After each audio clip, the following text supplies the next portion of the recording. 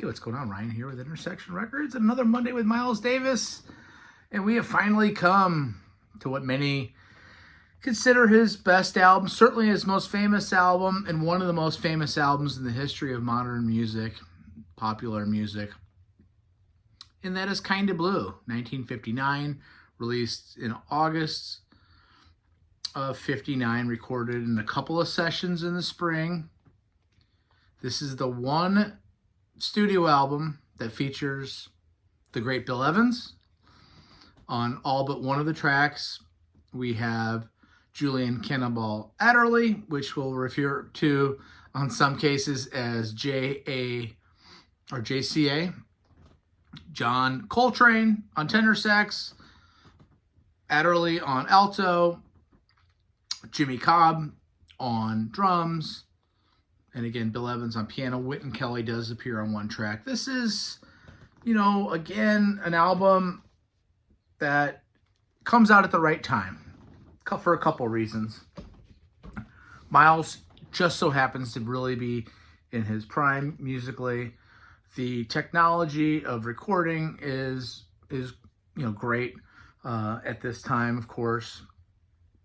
And, a couple things are going on in popular music. Rock and roll, which had started in 1955 with people like Little Richard and Jerry Lee Lewis and Chuck Berry and Buddy Holly, has reached, by 59, a little bit of an impasse. You have the death in early 59 of the legendary Buddy Holly.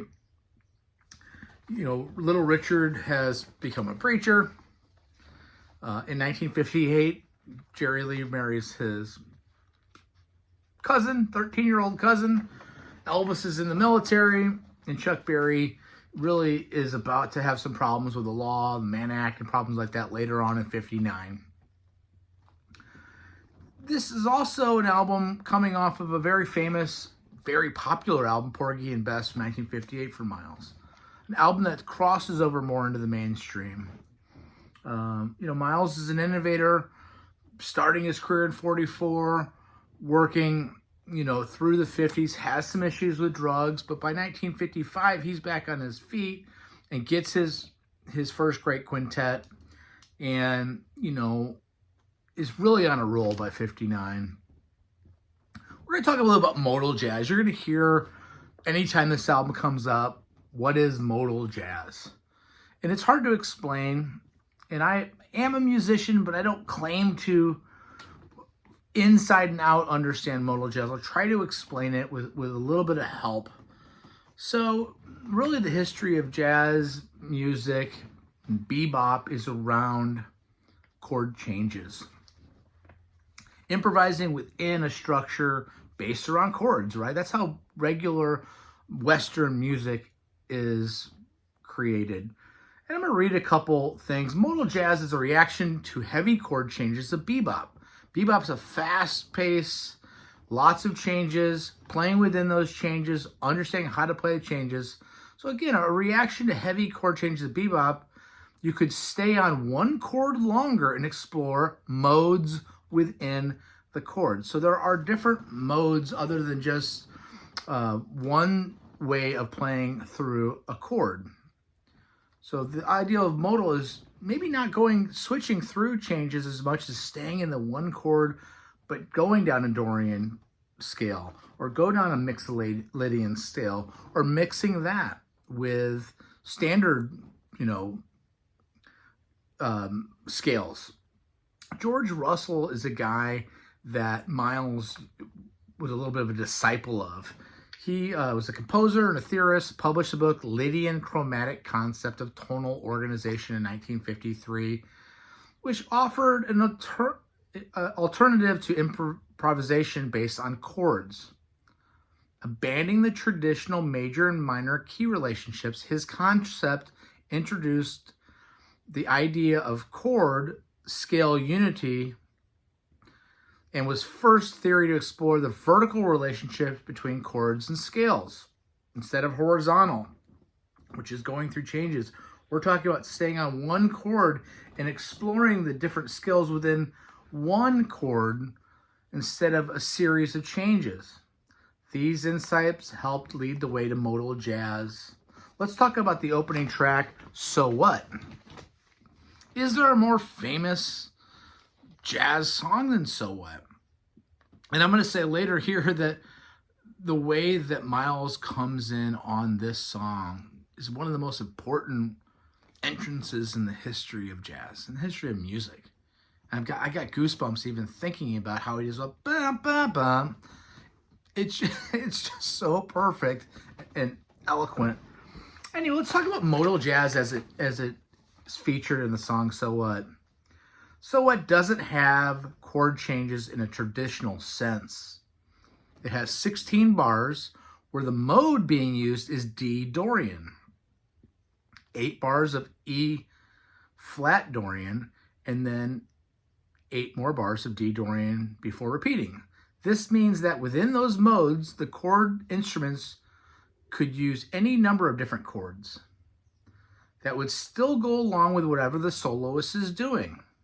The result is the change sounds just like the overall change in the vibe of the tune rather than in the directional sounds of bebop and hard bop. You are now free to play around with the notes and the chords and not be shackled by traditional chord changes. And I'm going to stop here and say, in a regular formation of bebop, once you get back to the 1, you are forced to make a chord change. You're forced to go back to that 1. As long as but in modal jazz, as long as you know where the 1 is, because they're changing scale types from Mixolydian to Dorian,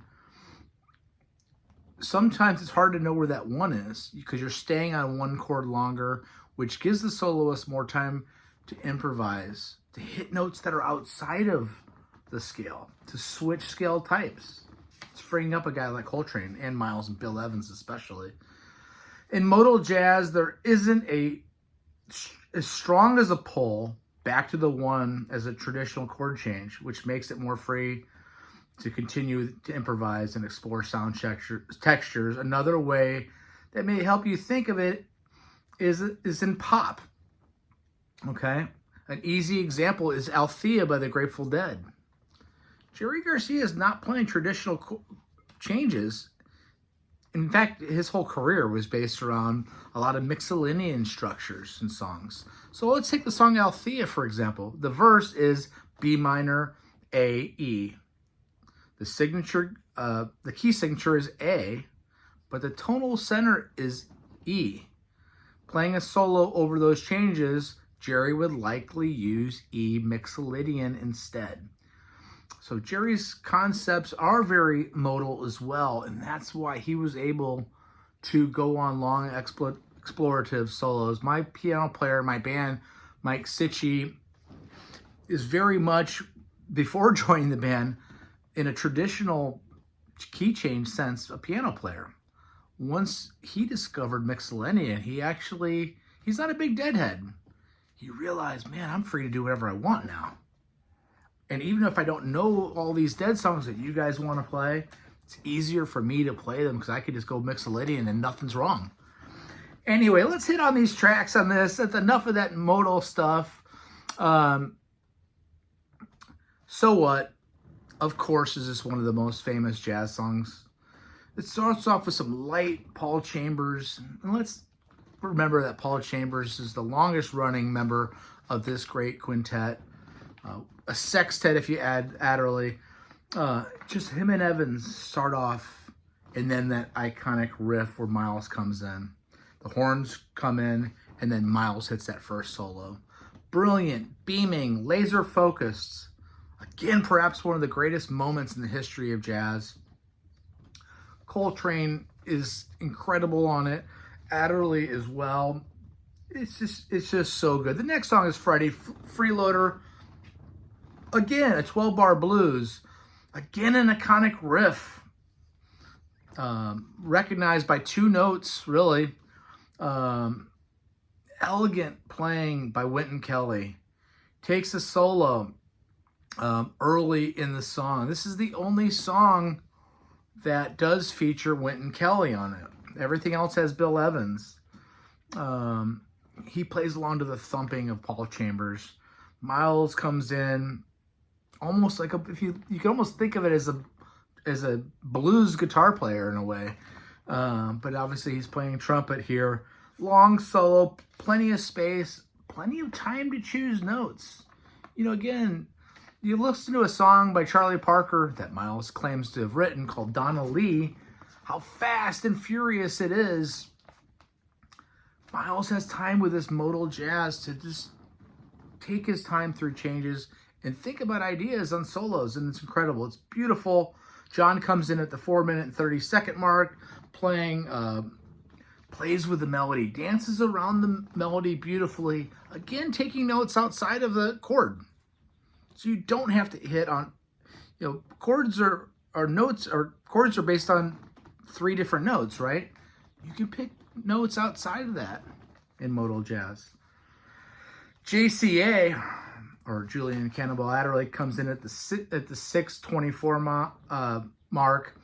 Boppy, bluesy, more playful than Coltrane. You can see where he could have been a great alto player in a rhythm and blues band in 50s rock and roll. Of course, he's great in jazz world too. Swings, brief piano solo before the riff comes in for the last time. Then we have the song Blue and Green. This is a song where Adderley lays out, does not play. So this is just quintet. Again, Bill Evans back in. It's a ballad of 5 minutes and 27 seconds. It is one of 2 songs in the album that's a co-write with Miles Davis. So this is a song written by Evans and Davis.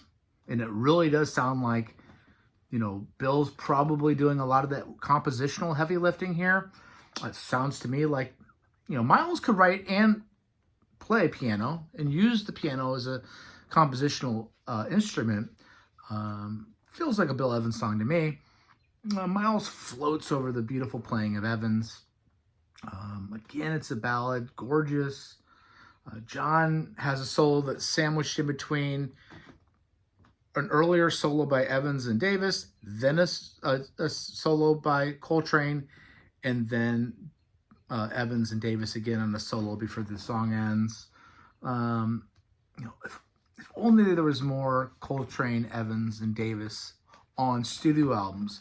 Yes, there's Live at the Plaza. Yes, there's Miles 58, Newport 58 also. But this is the only studio album we get with Miles and Bill Evans, and it's really a shame, but thank God it exists.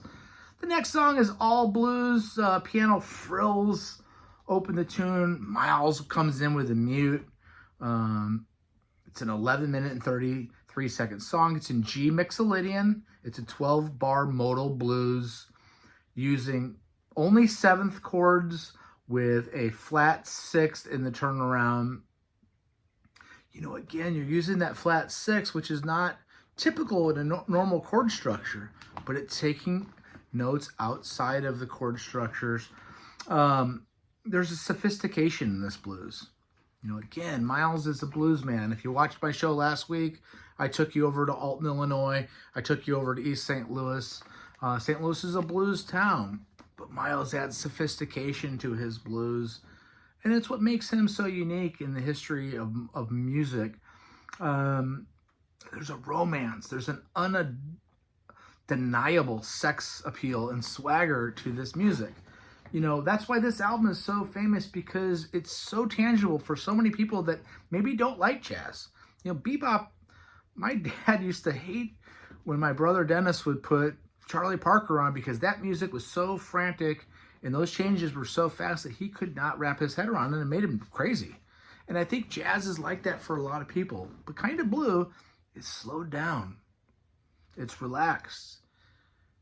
My wife, Molly, likes Kind of Blue, and she knows the riffs and the songs because she can wrap her head around it. And I think the American culture and the world culture could wrap their head around this album. Let's look at the back. See, look at Miles there.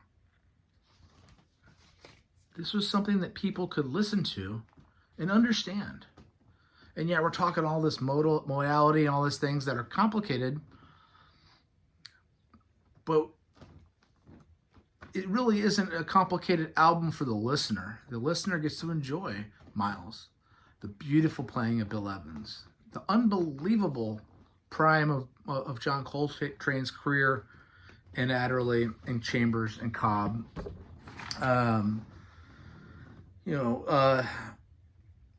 Looks like the mute is out at the 150 mark on All Blues. Sounds like it to me. The bass just kind of keeps repeating the same thing. You can hear wood on copper alloy and the pings on the ride cymbal that Jimmy Cobb, a very underrated drummer and a perfect drummer for this album, plays. Perfectly recorded album. Jimmy Cobb gets in some good jabs on it. The last song maybe is the best example of modality. And again, it's a song written by Bill Evans and Miles Davis. So Blue and Green and Flamenco Sketches, the last song, are both Evans songs. The rest of the songs are Miles Davis compositions solely. Again, it feels like Bill Evans is leading this session. Miles delivers a succulent solo, so relaxed, paced, delicate lines. Bill Evans is my favorite jazz pianist, and I may say other people are my favorite sometimes because, we change our thoughts, but Bill Evans, there just isn't another Bill Evans. Check out his stuff he did with his trio. Check out his stuff he did with Tony Bennett, which is a beautiful album. They did 2 records where Bennett's singing. I like to say this. So you have the modality, and there's like a mascalero part of the song and the chord changes when they get to the turnaround, where they do get into different, flats. Comes in briefly. It adds pressure in the turnaround. I'm calling it a mascalero because it's like a bandit in the high desert. And Flamenco Sketches is a precursor to Sketches of Spain and some of that Latin stuff that Miles would do. Then we get solos by Coltrane and Adderley. We could talk all day about this album. This is just, even listening this week, I'm pulling out new things from this. This is an album that you don't get bored of. I don't. And that's why for your whole life, I've been listening to this record for 30 years, and I'm still pulling things from it. I don't get bored of this record. It's as top shelf of the Miles Davis as you can get.